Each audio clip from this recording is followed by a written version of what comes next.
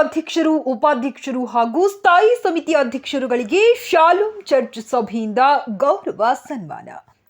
ವಿಜಯನಗರ ಜಿಲ್ಲೆ ಕೂಡ್ಲಿಗಿ ಪಟ್ಟಣದ NH50 highway ಪಕ್ಕದಲ್ಲಿ ಬರುವ ಶಾಲೋಮ್ ಪ್ರಾರ್ಥನಾಲಯದಲ್ಲಿ ಭಾನುವಾರದಂದು ಮಾನ್ಯ ಪರಶುರಾಮ್ ಪೀಟರ್ ಅವರು ಹಾಗೂ ಶಾಲೋಮ್ ಸಭೆಯ ನೂರಾರು ಮಹಿಳೆಯರು, ಯುವಕರು, ಹಿರಿಯರು ಸೇರಿದ್ದು ಪಟ್ಟಣದ ಪಂಚಾಯಿತಿ ನೂತನ 2ನೇ ಅವಧಿಯ ಅಧ್ಯಕ್ಷರು ಕಾವಲ್ಲಿ ಶಿವಪ್ಪ ನಾಯ್ಕರವರಿಗೆ ಸಭೆಯ ಶ್ರೀಮತಿ ಬೊಮ್ಮಕ್ಕ ಮಹೇಂದರ್ ಅವರು ಗೌರವ ಪೂರ್ವಕ ಸನ್ಮಾನ ಮಾಡಿದರು.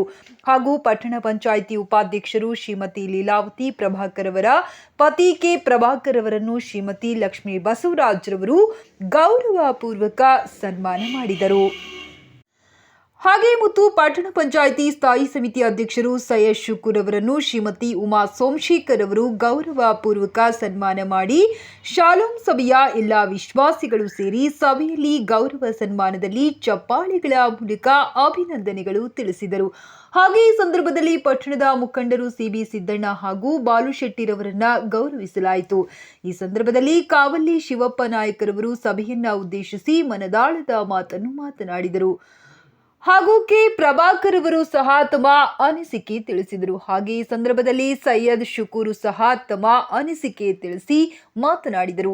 ಈ ಸಮಯದಲ್ಲಿ ಪೀಟರ್ ಪರಶುರಾಮ್ ರವರು ಅಭಿನಂದನೆಗಳು ತಿಳಿಸುವುದರೊಂದಿಗೆ ಕೂಡ್ಲಿಗಿ ಪಟ್ಟಣದ ಉತ್ತಮ ಸರ್ವಾಂಗೀಣ ಅಭಿವೃದ್ಧಿ ನಿಮ್ಮ ಅಧಿಕಾರದ ಅವಧಿಯಲ್ಲಿ ನಡೆಯಲಿ ಹಾಗೂ ವೇದಿಕೆ ಮೇಲೆ ಆಸೀನರಾಗಿರುವ ಎಲ್ಲ ಪ್ರಮುಖ ಮುಖಂಡರು ಮುಂದಿನ ದಿನಮಾನಗಳಲ್ಲಿ ತಮ್ಮ ಪಕ್ಷದ ಉನ್ನತ ಸ್ಥಾನದ ಅಧಿಕಾರ ಹುದ್ದೆಗಳನ್ನು ಹೊಂದಿಕೊಳ್ಳಲಿ ಎಂದು ದೇವರಲ್ಲಿ ಪ್ರಾರ್ಥನೆ ಮಾಡುವುದರ ಮೂಲಕ ಅಭಿನಂದನೆ ತಿಳಿಸಿದರು. ವರದಿ ರಾಘವೇಂದ್ರ ಸಾಲುಮನೆ, ಕೂಡ್ಲಿಗಿ.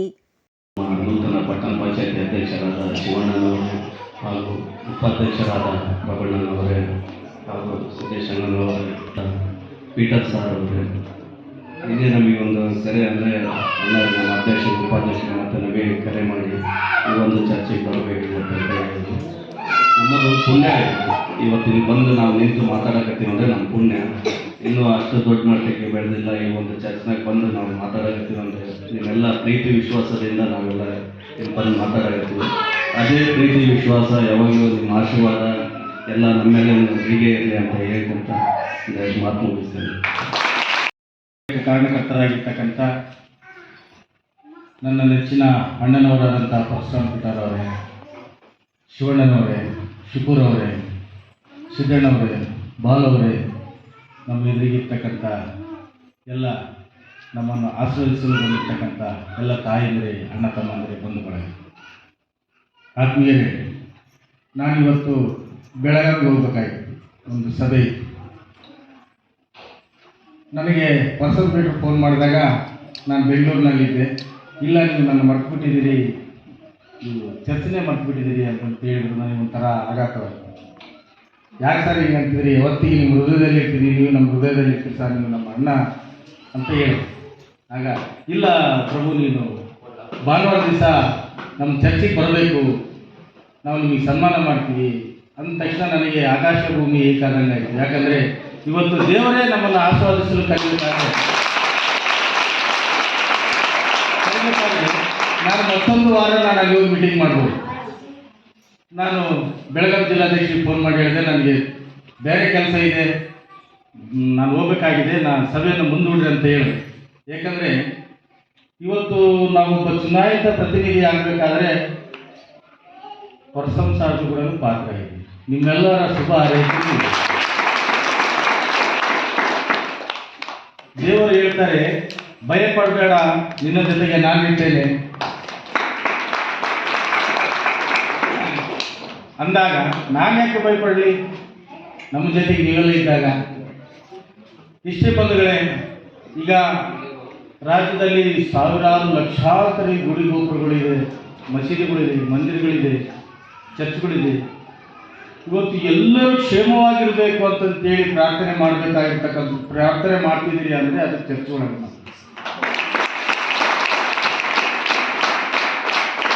ಇವತ್ತು ನಾನು ಗುಡಿಗೆ ಹೋದರೆ ನಾನು ನನ್ನ ಫ್ಯಾಮಿಲಿ ಚೆನ್ನಾಗಿರಲಿ ಅಂತ ಕೇಳ್ಕೊತೀವಿ. ಒಂದು ಮಸೀದಿಗೆ ಹೋದ್ರೆ ದೇವ್ರು ಚೆನ್ನಾಗಿಲ್ಲ ಅಂತಂತೇಳಿ ನಾವು ಪ್ರಾರ್ಥನೆ ಮಾಡ್ತೀವಿ. ಇಲ್ಲಿ ಬಂದ್ರೆ ಹಂಗಿಲ್ಲ, ನಾವು ಚೆನ್ನಾಗಿರಬೇಕು, ನಮ್ಮ ಊರಿನವರು ಚೆನ್ನಾಗಿರ್ಬೇಕು, ನಮ್ಮ ಓಣಿ ಚೆನ್ನಾಗಿರಬೇಕು, ನಮ್ಮ ರಾಜ್ಯ ಚೆನ್ನಾಗಿರಬೇಕು, ನಮ್ಮ ಭಾರತ ಚೆನ್ನಾಗಿರ್ಬೇಕು, ಅಖಂಡ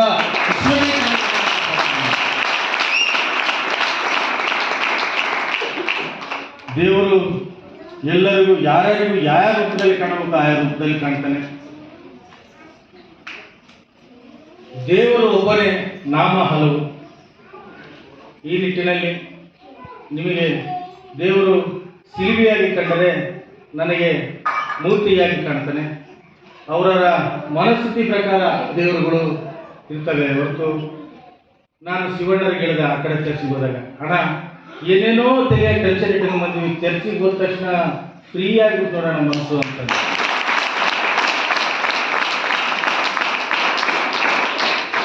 ಯಾಕೆಂದ್ರೆ ಇಲ್ಲಿ ಕೋರೆ ಮನಸ್ಸುಗಳನ್ನ ಶಾಂತ ಮಾಡ್ತಕ್ಕಂಥ ಶಕ್ತಿ ಚರ್ಚಿಗಿರ್ತದೆ. ಇಲ್ಲಿರ್ತಕ್ಕಂಥ ಅಲ್ಲಿಂದ ಸೈತಾನಗಳು ಬಂದಿರಲಿ, ಆ ಸೈತಾನಗಳನ್ನು ಒಡೆದು ಓಡಿಸುವಂತ ಶಕ್ತಿ ಚರ್ಚೆಗೆ.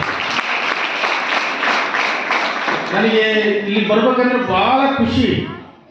ನಾ ಹಿಂದೆ ಉಪಚುನಾವಣೆಯಾಗಿ ಗೆದ್ದ ಕೂಡಲೇ ಅಣ್ಣವರು ಕರೆಸಿ ನನಗೆ ಸನ್ಮಾನಿಸಿದರು. ಅವ್ರಿಗೆ ಏನಾಗುತ್ತೋ ಅಷ್ಟು ನನಗೆ ನನ್ನ ವಾರ್ಡ್ನಲ್ಲಿರ್ತಕ್ಕಂಥ ಮತದಾರರಿಗೆ ಚುನಾವಣೆಯಲ್ಲಿ ಪ್ರಭಾಕರ್ ಅವರು ಗೆಲ್ಲಬೇಕು, ಅವರು ನಮ್ಮ ಸಹೋದರರು ಬಹಳ ಕಷ್ಟದಿಂದ ಬಂದಿರ್ತಕ್ಕಂಥ ವ್ಯಕ್ತಿ. ಯಾಕಂದ್ರೆ ನೀವೆಲ್ಲ ನೋಡಿರ್ತಕ್ಕಂಥ ಈ ಪ್ರಭಾಕರ್ ಅಮ್ಮನ ಹುಡುಗ ಎಷ್ಟು ಕಷ್ಟದಿಂದ ಬಂದಿದ್ದಾನೆ ಅಂತಂತಂದ್ರೆ ನೀವೆಲ್ಲ ನೋಡಿರ್ತಕ್ಕಂಥದ್ದು. ಅಂತರ ನಾವು ಕೈ ಹಿಡಿದು ಎವಸ್ಬೇಕು ಅಂತಂತೇಳಿ ಪರ್ಸನ್ ಸಾರ್ ಕೂಡ ಬಹಳ ಪ್ರಯತ್ನ ಪಟ್ಟರು. ಅವರಿಗೂ ಸಹ ಅವ್ರ ಕುಟುಂಬ ದೇವರು ಆಶೀರ್ವಾದಿಸಲಿ, ಚೆನ್ನಾಗಿರಲಿ. ಅವರಿಂದ ಸಾವಿರಾರು ಕುಟುಂಬಗಳಿಗೆ ದೇವರು ಕೃಪೆ ಆಶೀರ್ವಾದ ಅವರಿಗೆ ಸಿಗಲಿ ಅಂತ ಹೇಳ್ತಾ ನಮ್ಮನ್ನು ಕರೆಸಿ ಆಸ್ವಾದಿಸಿದಕ್ಕಾಗಿ ನಿಮ್ಮೆಲ್ಲರಿಗೆ ಚಿರಋಣಿಯಾಗಿದ್ದೇವೆ. ನಮಗೆ ಅಧಿಕಾರ ಶಾಶ್ವತ ಅಲ್ಲ, ನಿಮ್ಮ ಪ್ರೀತಿ ವಿಶ್ವಾಸ ನಮಗೆ ಶಾಶ್ವತ. ಅಧಿಕಾರ ಇವತ್ತು ಬರ್ಬೋದು ಹೋಗ್ಬೋದು, ನಿಮ್ಮನ್ನು ಕಳ್ಕೊಳಕ್ಕೆ ನಾವು ರೆಡಿ ಇಲ್ಲ. ಸದಾ ನಾವು ನಿಮ್ಮ ಸೇವೆಗೆ, ನಮ್ಮ ಹಳ್ಳಿ ಸೇವೆ ಮಾಡೋಕ್ಕೆ ನಾವು ಸದಾ ಸಿದ್ಧರಾಗಿರ್ತೇವೆ. ದಯಮಾಡಿ ಏನಾದರೂ ಕೆಲಸ ಕಾರ್ಯಗಳು ಬೇಕಾದರೆ ನಮಗೆ ಕರೆ ಮಾಡಿರಿ, ನಾವು ಸದಾ ನಿಮ್ಮ ಹಿಂದಿರ್ತೀವಿ ಅಂತ ಹೇಳ್ತಾ ಸರ್ ಅವರೇ, ಅವರು ವೇದಿಕೆ ಮೇಲೆ ಅಸೆಂಬ್ಲಿಗಿರ್ತಕ್ಕಂಥ ಉಪಾಧ್ಯಕ್ಷ ಸೈಯದ್ ಶುಕೂರ್ ಅವರೇ, ಮತ್ತು ಈಗಾಗಲೇ ಈ ಊರಿನ ಗಣ್ಯ ವ್ಯಕ್ತಿಗಳಲ್ಲಿ ಒಬ್ಬರಾಗಿರ್ತಕ್ಕಂಥ ಸಿ ಪಿ ಸಿದ್ದಣ್ಣನವರೇ, ಹಾಗೂ ನಮ್ಮ ಬಾಲು ಅವರೇ, ಮತ್ತು ಬಂದಿರತಕ್ಕಂಥ ಎಲ್ಲ ಭಕ್ತ ವೃಂದದವರೇ. ಈಗಾಗಲೇ ಪ್ರಶಾಂತ್ ಪೀಟರ್ ಸಹ ನನ್ನ ಸುಮಾರು 18ರಿಂದ 20 ವರ್ಷಗಳಿಂದ ಚಿರಪರಿಚಿತರು. ಅವರು ಮೊದಲು ಹೌಸಿಂಗ್ ಬೋರ್ಡ್ನಲ್ಲಿ ಚರ್ಚೆ ಆರಂಭ ಮಾಡಿದಾಗ ಆವಾಗಿಂದ ಪರಿಚಯ ಆಗಿದೆ. ಆವಾಗ ನಾನು 2007ರಲ್ಲಿ ಪಟ್ಟಣ ಪಂಚಾಯತ್ ಸದಸ್ಯರಾಗಿದ್ದೆ. ಅವತ್ತು ಯಾವ ರೀತಿಯಿಂದ ಆತ್ಮೀಯದಿಂದ ಅವ್ರು ಕರೀತಿದ್ರು, ಇವತ್ತು ಅದೇ ಆತ್ಮೀಯತೆ ಇದೆ. ಆತ್ಮೀಯತೆಗೆ ಬೆಲೆ ಕಟ್ಟೋದಕ್ಕೆ ಸಾಧ್ಯನೇ ಇಲ್ಲ.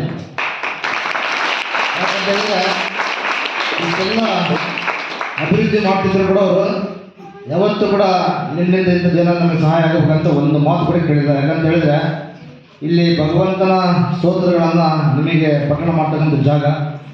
ಹಾಗಾಗಿ ಈ ಜಾಗದ ನಿಂತ್ಗಡೆ ಹೇಳ್ತಿದ್ದೀನಿ ನಾನು. ಇವತ್ತಿಗೂ ಕೂಡ ಏನಾದರೂ ಫಂಕ್ಷನ್ ಆದರೆ ಒಂದು 1/2 ಲೀಟರ್ ವಾಟರ್ ಬಾಟಲಿಂದ 1-2 ತರಿಸಿದ್ರು ಕೂಡ ಅದನ್ನು ಕೂಡ ಕೊಡ್ತಾರೆ. ಬೇಡ ಬಿಡೋದು ನಮ್ಮದೊಂದು ಸೇವೆ ಅಂತ ಕೂಡ ಅವ್ರು ಕೇಳಿದ್ರು. ಅಂಥ ಶಿಸ್ತಿನ ಒಂದು ಮನುಷ್ಯ. ಅವರಿಗೆ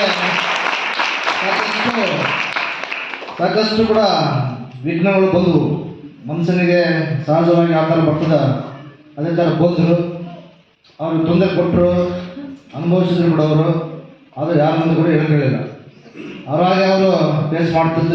ಯಾಕಂತ ಹೇಳಿದ್ರೆ ಅವರ ಬೆನ್ನಿಗೆ ನೀವೆಲ್ಲ ಆರಾಧಿಸ್ತಕ್ಕಂಥ ಒಂದು ಯೇಸು ಪ್ರಭು ಅವರನ್ನು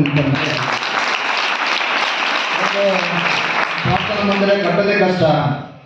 ಅಂಥದ್ರಲ್ಲಿ 1-2 ಎಕರೆ 3 ಎಕರೆ ಭೂಮಿ ಮಾಡೋದು ಅಷ್ಟು ಸುಲಭ ಮಾತಲ್ಲ. ಇಂಥ ಒಂದು ದುಬಾರಿ ಕಾಲದಲ್ಲಿ ಮಾಡೋದು ಅಷ್ಟು ಸುಲಭ ಅಲ್ಲ. ಮತ್ತು ನಾನು ಪ್ರತಿ ಸರ್ತಿ ಬಂದಾಗ ನಮ್ಮೆಲ್ಲ ಭಕ್ತರು ಕೂತ್ಕೊಳ್ತಿದ್ರು. ಅವರಲ್ಲೇ ನೋಡಿ ಕೆಲವೊಬ್ಬರಿಗೆ ವಿವಾಹ ಮಹೋತ್ಸವ ಕೂಡ ಮಾಡಿದ್ದಾರೆ. ಭಾಳ ಖುಷಿ ವಿಚಾರ. ಅವರು ಗಂಡ ಹೆಂಡತಿ ಇಬ್ಬರು ಕೂಡ ಈ ಒಂದು ಚರ್ಚಿಗೆ ಸೇವೆ ಮಾಡ್ಕೊಂಡು ಸೇವಾರ್ಥಿಗಳು ಮಾಡ್ಕೊಂಡು ಅವ್ರ ಸ್ವಂತ ಕಾಲ ಮೇಲೆ ದುರ್ಗಂತ ತಿನ್ನೋದು ಭಾಳ ಖುಷಿ ಆಗ್ತದೆ. ಯಾಕಂತ ಹೇಳಿದ್ರೆ ಯಾವುದೇ ಧರ್ಮ ಇರಲಿ ಎಲ್ಲ ಕೂಡ ಒಂದೇ ಶಾಂತಿಯನ್ನು ಬಯಸ್ತಕ್ಕಂಥ ಧರ್ಮಗಳು. ಯಾರಿಗೂ ಕೂಡ ಒಬ್ರಿಗೊಬ್ಬರಿಗೆ ಹಿಂಸೆ ಕೊಟ್ಟು ನಾನು ನಮ್ಮ ಜೀವನ ಸುಖ ಆಗಿಲ್ಲ ಅಂತೇಳಿ ಬಯಸಂಥ ಧರ್ಮಗಳು ಯಾವುದೇ ಧರ್ಮದಲ್ಲಿ ಕೂಡ ಏನಿಲ್ಲ.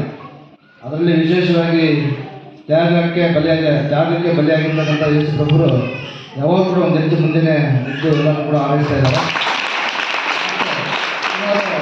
18 ವರ್ಷಗಳಿಂದ ಪರಿಚಯ ಅಂತ ಹೇಳಿದ್ರು ಕೂಡ ನಾನು ಕೆಲಸತಿ ಬಿಡಪ್ಪ, ಯಾಕಂದ್ರೆ ಕೆಲವೊಬ್ರು ಏನಂದರೆ ಅಧಿಕಾರಿ ಇದ್ದಾಗ ಮಾತ್ರ ಅವ್ರನ್ನ ಆಹ್ವಾನಿಸೋದು ಸನ್ಮಾನಿಸೋದು ಮಾಡ್ತಾರೆ. ಅಂಥದ್ದು ಯಾವತ್ತೂ ಕೂಡ ಪರ್ಸನ್ ಸರ್ ಮಾಡಿಲ್ಲ. ಯಾಕಂದ್ರೆ ನಾನು 2 ಸತಿ ಪಟ್ಟಣ ಪಂಚಾಯತಿಗೆ 4 ಸತಿ ಸ್ಪರ್ಧೆ ಮಾಡ್ತೀನಿ, 2 ಸತಿ ಸೋಲ್ತೀನಿ, 2 ಸತಿ ಗೆಲ್ತೀನಿ. ನಿಮ್ಮೆಲ್ಲರ ಆರೈಕೆ ಮತ್ತು ಪರಶುರಾಮ್ ಸರ್ ಅವರ ದಂಪತಿಗಳ ಒಂದು ಪ್ರಾರ್ಥನೆ ಭಗವಂತನ ಕೇಳಿಸಿರ್ಬೇಕು ಅನಿಸುತ್ತೆ. ಹಾಗಾಗಿ ಇವತ್ತು ಉಳಿದತಕ್ಕಂಥ 14 ತಿಂಗಳಿಗೆ ಕೂಡಿಗೆ ಪಟ್ಟಣ ಪಂಚಾಯತಿ ಅಧ್ಯಕ್ಷರಾಗಿ ನಾವು ಆಯ್ಕೆಯಾಗಿದ್ದೀವಿ. ನಮಗೆ ಸರ್ ಫೋನ್ ಮಾಡಿದ್ರು, ಇಲ್ಲ ಶಿವಣ್ಣರೇ ನಾವು ಒಂದು ಸನ್ಮಾನ ಮಾಡ್ತೀವಿ ಚರ್ಚಿನಲ್ಲಿ ಬರಬೇಕಂತೇಳಿ. ಅಂತ ದೊಡ್ಡ ಮಾತು ಸರ್, ನೀವು ದಯಮಾಡಿ ನೀವು ಯಾವ ಹೇಳ್ತೀರೋ ನಾವು ಹೇಳಿರ್ತೀವಿ ಅಂತೇಳಿ ಹೇಳಿದ್ವಿ. ಕಳೆದ ಭಾನುವಾರ ಭಾಳ ಅವಸರ ಆಗ್ತದೆ, ಬೇಡ ಈ ಭಾನುವಾರ ತಿಳ್ಕೋಣ ಅಂತ ಹೇಳಿದ್ರು. ನೀವು ಯಾವ ಹೇಳ್ತೀವಿ ಸರ್ ಅವಾಗ ನಾವು ಬರ್ತೀವಿ ಅಂತೇಳಿ ಅವರ ಒಂದು ಆತ್ಮೀಯ ಕರೆಗೆ ನಾವು ಹೋಗ್ಬಿಟ್ಟು ಬಂದಿದ್ದೀವಿ. ನಾವು ಇವತ್ತು ಪಟ್ಟಣ ಪಂಚಾಯತಿ ಅಧ್ಯಕ್ಷರು ಅಂತ ಹೇಳಿದ್ರೆ 1 ವರ್ಷಕ್ಕೆ ನಮ್ಮ ಅವಧಿ ಮುಗಿದೋಗ್ತದೆ. ಅದು ವಿಶ್ವಾಸ ದೊಡ್ಡದಿರ್ತದೆ. ಇದು 20 ವರ್ಷದ 18 ವರ್ಷದ ಅವಿನಾಭಾವ ಸಂಬಂಧ. ಇದು ಮುಂದುವರಿಬೇಕು, ನಾವು ಕೂಡ ಯಾವಾಗ ನಮ್ಮ ಜೊತೆಗೆ ಇರ್ತೀವಿ ಅಂತ ಹೇಳಿ ಒಂದು ಸಂದರ್ಭದಲ್ಲಿ ನಿಮ್ಮೆಲ್ಲರ ಒಂದು ಭಗವಂತನ ಒಂದು ಎಲ್ಲ ನೀವೇ ಹಾಕಿಬಿಟ್ರಿ, ನಿನ್ನ ಎಲ್ಲ ಕಡೆಗಳಲ್ಲಿಯೂ ಅಪ್ಪಿಬಿಡಿವಿ ಅಂತೇಳಿ. ಹಾಗೆ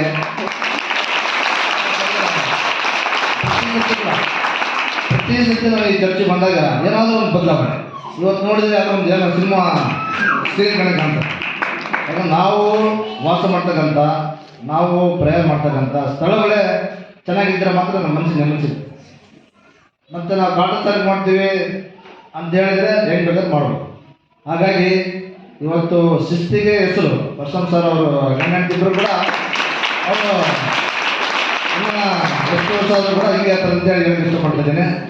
ಅವರು ಮಧ್ಯಾಹ್ನ ಮಧ್ಯದಲ್ಲಿ ಏನೋ ಕಾಣ್ತಿದ್ರು ಔಷಧ ಫಿಸಿಕಲ್ ಫಿಟ್ನೆಸ್ ಇರ್ಬೇಕಂತ, ಅದು ಯಾವುದೂ ಬೇಕಾಗಿಲ್ಲ ಅವರಿಗೆ. ಯಾಕಂದ್ರೆ ಅಂಥ ಮನಸ್ಸು ಅಂಥದ್ದಿದೆ. ಹಾಗಾಗಿ ಭಗವಂತ ಅವ್ರ ರೂಪದಲ್ಲಿ ನಮಗೂ ಮತ್ತು ನಿಮಗೆ ಎಲ್ಲ ಕೂಡ ಒಳ್ಳೇದು ಮಾಡಲ್ಲ ಅಂತ ಹೇಳಿ ಇವತ್ತಿನ ದಿವಸ ನಿಜವಾಗ್ಲೂ ಕೂಡ 19 ತಾರೀಕು ಚುನಾವಣೆ ಆಗಿದೆ. ಅವತ್ತು ಗೆದ್ದ ಮೇಲೆ ಇವತ್ತಾಗಲಿ 1ನೇ ತಾರೀಕು ಸುಮಾರು 15 ದಿವಸ ಕೂಡ ನಿನ್ನೆ ಹಿರಿಯರೆಲ್ಲ ಸೇರ್ಕೊಂಡು ರಿಟೈರ್ಡ್ ಆಗಿರ್ತಕ್ಕಂಥ ಸರ್ಕಾರಿ ನೌಕರರು ನಿನ್ನೆ ಕರೆಸಿ ಒಂದಲ್ಲ ಒಂದು ನಮ್ಮನೆ ಸಣ್ಣ ಸಂಘಟನೆಗಳು ಇರ್ಬೋದು ಅಥವಾ ಚರ್ಚ್ಗಳು ಇರ್ಬೋದು, ನಮ್ಮ ಮುಸ್ಲಿಮ್ಸ್ ಬಾಂಧವರ ಮಸೀದಿಯಲ್ಲಿ ಪ್ರಯಾಣ ಮಾಡ್ತಕ್ಕಂಥದ್ದು ಇರ್ಬೋದು, ನಾವು ಇಷ್ಟೊಂದು ಪ್ರೀತಿ ಗಳಿಸಿವ ಅಂತ ನಮಗೆ ಅನುಮಾನ ಮೂಡ್ತದೆ. ಯಾಕಂತ ಹೇಳಿದ್ರೆ ಒಬ್ಬ ಮನುಷ್ಯ ಅಧಿಕಾರಕ್ಕೆ ಬಂದಾಗ ಸಹಜವಾಗಿ ಬಂದ್ಬಿಡ್ತಾರೆ, ನಾವು ಸಂಬಂಧಿಕರು ಅವ್ರ ಸಂಬಂಧಿಕರು ನಮ್ಮ ಬಂಧುಗಳು ಕೊಳಗಾಗಬೇಕಂತೇಳಿ. ಅಂತ ಒಂದು ದೊಡ್ಡ ಸ್ಥಾನಮಾನಲ್ಲ ಪಟ್ಟಣದ ಅಧ್ಯಕ್ಷರು. 1 ವರ್ಷ ಅವಧಿ ಇರ್ತದೆ, ಹೋಗ್ಬಿಡ್ತು. ಅದು ವಿಶ್ವಾಸ, ನಿಮ್ಮ ಆರೈಕೆ, ನಿಮ್ಮ ಆಶೀರ್ವಾದ ನನ್ನಾಗಿ ಇರಲಿ ಅಂತೇಳಿ ಒಂದು ಹೇಳ್ಕೊಂಡು, ಮತ್ತು ಇವಾಗ ಇಲ್ಲಿ ಮೊನ್ನೆ ಶಾಸಕರ ಅನುದಾನದ ಅಡಿಯಲ್ಲಿ ಮೊನ್ನೆ ಸ್ವಲ್ಪ ಹೆಚ್ಚು ಕಮ್ಮಿ 83 ಒಂದು 50 133 ಜನಕ್ಕೆ ಈ ಹ್ಯಾಂಡಿಕ್ಯಾಪ್ಟಿಗೆ ಸರ್ ಮೋಟ್ರ್ ಸರಿ ಕೊಟ್ಟಿಲ್ಲ ನಮ್ಮ ಶಾಸಕರು. ಮತ್ತೆ ಒಂದು 40-50 ಲಕ್ಷಣಗಳು ಇದ್ದಾವೆ. ಹಾಗಾಗಿ ಯಾರಾದರೂ ನಿಮ್ಮ ಕುಟುಂಬದಲ್ಲಿ ಏನಾದರೂ ಇದ್ದರೆ ಅದು 3 ಗಾಡಿ ಸೈಕಲ್ ಮೋಟ್ರು ಕೊಡೋಂಥ ವ್ಯವಸ್ಥೆ ನಾವು ಮಾಡ್ತೀವಿ. ನಮಗೆ ನಿಮಗೆ ನೇರವಾಗಿ ಸಂಪರ್ಕ ಇಲ್ಲ ಅಂದರೆ ನಿಮ್ಮ ಪರ್ಸನ್ ಸರ್ ಮುಖಾಂತರ ನಮಗೆ ಏನಾದರೂ ಅರ್ಜಿ ಕೊಟ್ಟರೆ ಮೊನ್ನೆ ಶಾಸಕರಿಗೆ ಹೇಳ್ಬಿಟ್ಟು ಅದೇನಾದರೂ ಅನುಕೂಲ ಮಾಡೋಂಥ ವ್ಯವಸ್ಥೆ ನಾವು ಮಾಡ್ತೀವಿ. ಜೊತೆಗೇ ಪಟ್ಟಣ ಪಂಚಾಯತಿ ವ್ಯಾಪ್ತಿ ಅಡಿಯಲ್ಲಿ ಏನಾದರೂ ನಮ್ಮ ವ್ಯಾಪ್ತಿಯಲ್ಲಿ, ಯಾಕಂತ ಹೇಳಿದರೆ ನಾವು ಸುಮ್ಮನೆ ಇಂಥ ಒಂದು ಪವಿತ್ರವಾದ ಜಾಗದಲ್ಲಿ ನಿಂತ್ಕೊಂಡು ಆಸೆ ತೋರಿಸಿ ಭಾಷಣ ಮಾಡಿ ಹೋಗೋದು ದೊಡ್ಡದಲ್ಲ. ನಮ್ಮ ಕೈಲಾಗಿರ್ತಕ್ಕಂಥದ್ದು ಏನಾದರೂ ಪಟ್ಟಣ ಪಂಚಾಯತ್ ವ್ಯಾಪ್ತಿಯಲ್ಲಿ ನಮ್ಮ ಅಧಿಕಾರದ ವ್ಯಾಪ್ತಿಯಲ್ಲಿ ಬರೋದಾದರೆ ನಿಜವಾಗ್ಲೂ ನಿಮ್ಗೆ ನಾವು ಸಹಾಯ ಮಾಡ್ತೀವಿ ಅಂತೇಳಿ ಹೇಳಿ ನಮ್ಮ ಮಾತಾಡೋಕ್ಕೆ